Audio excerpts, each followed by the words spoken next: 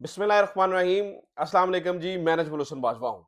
आज 29 फरवरी है और इस महीने का आखिरी दिन है।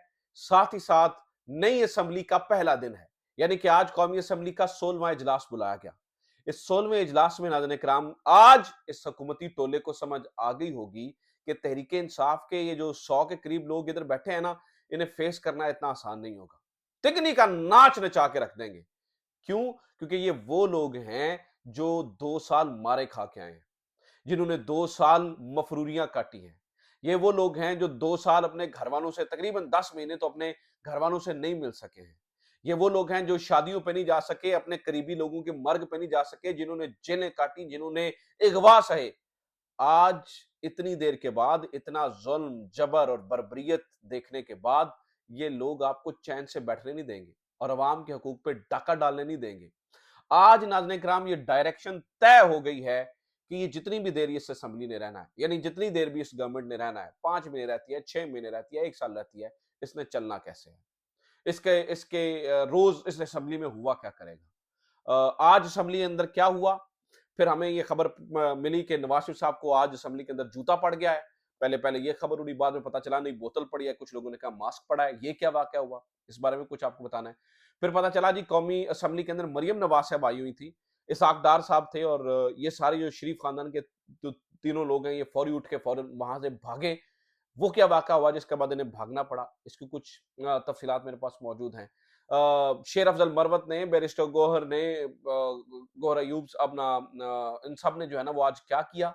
किस तरह से इनकी बर्बरियत को एक्सपोज़ किया? ये भी कुछ खबरें हैं। मौलाना फज़लुर रहमान ने आज क्या किया असेंबली के अंदर? ये भी कुछ खबरें हैं। बहुत सारी चीज़ें आपके साथ इस असेंबली इजलास के हवाले से शेयर करने के लिए। सबसे और इसके अलावा भी कुछ खबरें हैं मेरे पास। जैसे कि मैं नाज़रीन किराम आपको बता दूं कि आज इमरान खान का वो जो केस चल रहा था अदालत के अंदर, उसके ऊपर भी कुछ चीज़ें हैं और इसके अलावा कुछ तहरीक इंसाफ के अंदरूनी मामलात पे भी कुछ अपडेट्स हैं, कुछ लड़ाइयाँ, झगड़े जो जिनका नाम 2 गद्दारों का नाम लिया जा रहा है और ये क्या मामला है, इसके ऊपर भी कुछ अपडेट्स हैं। अच्छा जनाब, मैं शुरू से शुरू करता हूँ। आज जब सुबह असेंबली का इजलास शुरू हुआ, तो वैसे तो कल रात इन्होंने जो ड्रामेबाज़ी की और सदर को जो धमकी लगाकर निगरान वज़ीर-ए-आज़म, पता नहीं वो किस पोंच पे खड़े हैं, अनवारुल्लाह काकड़ साहब, क्योंकि जब सर के ऊपर हाथ होता है तो ना जाने आप खुद को क्या समझने शुरू हो जाते हैं। तो सदर को बहरहाल रात को दस्तखत करने पड़े, इजलास शुरू हुआ। आज जब इजलास शुरू हुआ, तो सबसे पहले जो जितने भी तहरीक इंसाफ के जो कौमी असेंबली के मेंबरान थे, उनमें से ज्यादातर ने क्या किया, अपने चेहरे के ऊपर इमरान खान का मास्क लगा कर आए और हाथों के अंदर बड़े बड़े बैनर्स उठा रखे थे जिसके ऊपर इमरान खान की तस्वीरें थी। सबसे पहले तो आज इन्होंने एग्रेसिव हिकमत अमली अपनाई, जो ये पंजाब में नहीं कर सके। पंजाब के अंदर इन्होंने बहुत ठंडा माहौल रखा है। आज उसका सारा गुस्सा जो है वो विफाक में निकाला गया। शेर अफजल मरवत से सुबह पूछा गया कि भाई क्या करना, उन्होंने कहा जी आप हम इन्हें बताएंगे कि ये असेंबली चलेगी कैसे।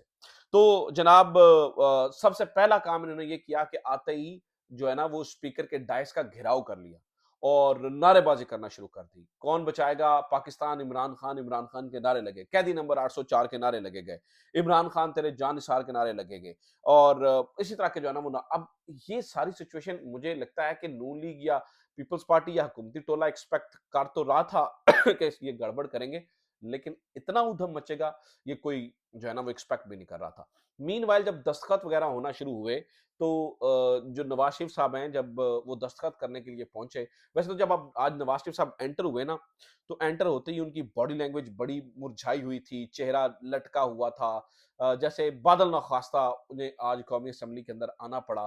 वो नहीं आना चाह रहे थे, मतलब दस्तखत करने में नहीं आना चाह रहे थे, वो अवॉइड करना चाह रहे थे इसको, लेकिन फिर भी उन्हें आना पड़ा। तो जब वो दस्तखत कर रहे थे, नाज़रीन किराम, वही हुआ जिसका डर था, क्योंकि बहुत सारे लोग खड़े हुए थे और जो ही जब वो एंटर हुए थे, तो कभी किसी ज़माने जब शेर आया किनारे लगते थे, आज चोर आया किनारे लगे। तो जो ही नवाज शरीफ साहब वहां पर खड़े होकर दस्तखत कर रहे थे, तो जो लोग स्पीकर डायस के इर्द गिर्द खड़े थे, उनमें से किसी ने कोई चीज उछाली उनकी तरफ। अचानक रौला पड़ गया सोशल मीडिया पर भी और इधर उधर के, शायद नवाज शरीफ को जूता पड़ गया है, पहले ही दिन जूता पड़ गया है, असेंबली के पहले इजलास के पहले दिन ही जूता पड़ गया है। बाद में कंफर्म किया गया, पता चला नहीं नहीं नहीं वो बोतल पड़ी है। फिर किसी ने कुछ कहा कि नहीं नहीं वो मास्क मारा है। बहरहाल अभी वो बाद में फुटेजेस आई तो क्लियर हुआ कि शायद उनको वो जो इमरान खान के चेहरे वाला मास्क था वो मारा गया है, बोतल नहीं मारी गई है, क्योंकि बोतल और जूते का भी रोला पड़ा।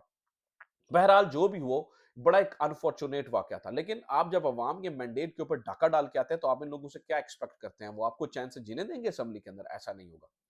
तो जो ही ये वाकया हुआ नाज़रीन किराम, उसके बाद पता चला कि जो मरियम नवाज़ साहबा जो कि गैलरी में बैठी हुई थी और इसहाक डार साहब थे और साथ में नवाज़ शरीफ साहब, इन्होंने इस वाकये के फौरी बाद वहाँ से भागना में आफियत समझी और ये फौरी तौर पर लिटरली लिटरली इस असेंबली के इजलास से भागे हैं।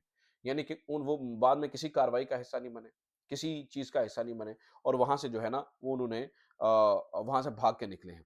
आज नाज़रीन किराम इतना रौला पड़ गया कि ख्वाजा आसिफ साहब के भी जो चेहरा था वो लटका हुआ था और ख्वाजा आसिफ साहब को भी इसको काउंटर करने के लिए अपनी घड़ी उतारनी पड़ी और घड़ी उतार के उन्होंने कहा, देखें देखें ये इसलिए शोर कर रहे हैं।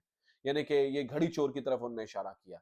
माज़रत के साथ इनके पास कुछ नहीं, घड़ी चोरी करना चले मान लेते हैं, घड़ी चोर मान लेते हैं, घड़ी चोर। घड़ी चोरी छोटा जुर्म है, अगर ऐसा हुआ भी है। वैसे तो ये बकवास है सिरे से। ये घड़ी चोरी के ऊपर इन्हें ताना देना याद रहता है। वोट चोरी, कौम का मुस्तकबिल चोरी, कौम की जो है ना वो उमंगें चोरी, कौम की अमानत चोरी, ये चोरी इन्हें नाज़रीन इकराम चोरी नहीं लगती है। तो ये सीन सारा हुआ। आज सारे नारे लगाते रहे। इसके बाद नाज़रीन इकराम मौलाना फजलुर रहमान भी आए असेंबली के अंदर।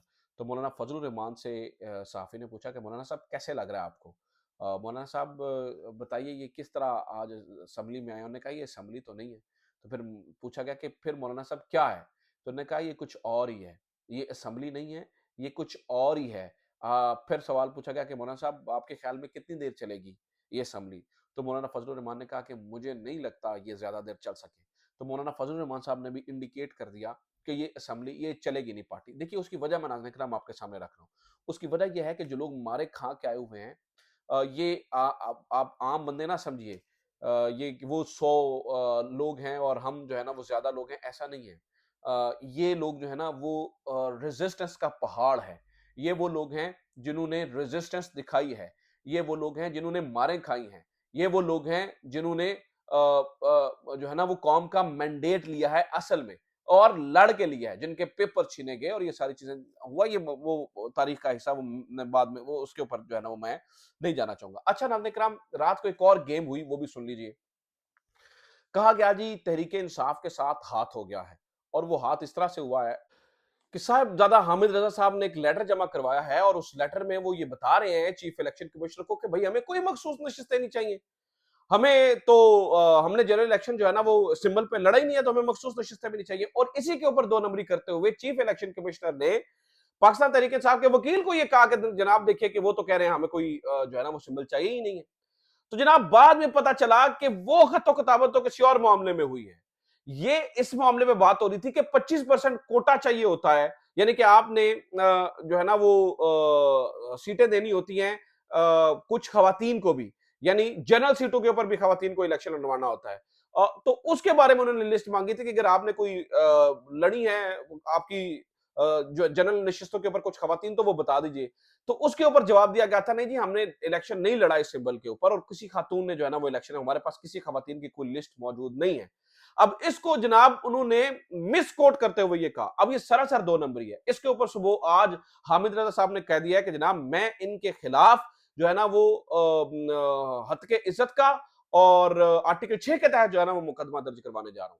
यानी कि चीफ इलेक्शन कमिश्नर साहब को के ऊपर अब जो है ना वो मुकदमा दर्ज होगा और उन्हें बताया जाएगा कि जनाब ये जो आप दो नंबरी कर रहे हैं ये बिल्कुल भी ये दुरुस्त बात नहीं है। और नंद कराम इनके देखे ना आसार पहले से नजर आते हैं। इन्हें हमें पता है ये क्या तहरीक इंसाफ के साथ जो है ना वो करने की कोशिश कर रहे हैं और ये क्यों करने की कोशिश कर रहे हैं। अच्छा जनाब, एक और खबर सुनिए और वो ये है कि नवाज शरीफ साहब को एक एक समात के अंदर इंसाफ देने वाली अदालत उसी से बेंच के सामने, यानी कि जनाब जस्टिस आमिर फारूक साहब की अदालत के सामने आज साइफर केस भी लगा हुआ था। उस साइफर केस के अंदर आज इमरान जो है ना वो इमरान खान की जो है ना वो अपील सुनी जा रही थी।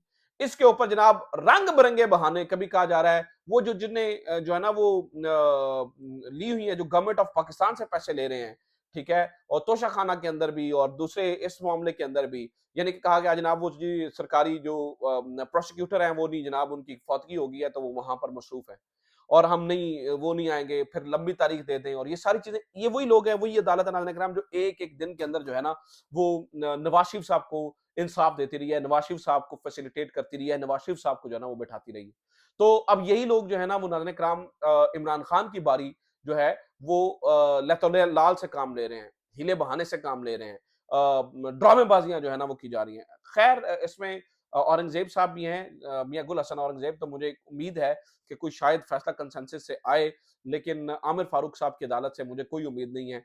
इनका दिल है कि जितनी देर इमरान खान को अंदर रखा जा सकता है उतनी देर रखा जाए, जितनी देर तहरीक इंसाफ के ऊपर प्रेशर बनाया जा सकता है उतनी देर मजीद प्रेशर बनाए, जितनी देर इमरान खान अंदर रहेगा प्रेशर बनता रहेगा, और यही चीज जो है ना वो इस वक्त चाहिए जा रही है। तो ये नाज़रीन करम अब तक की सिचुएशन है, ये अब तक की खबरें हैं। उम्मीद करता हूँ ये वीडियो आपके लिए इन्फॉर्मेटिव रही होगी। कुछ देर में नई चीजों के साथ आपके सामने हाजिर होता हूँ। अपना ख्याल रखिए। खुदा हाफिज। पाकिस्तान जिंदाबाद।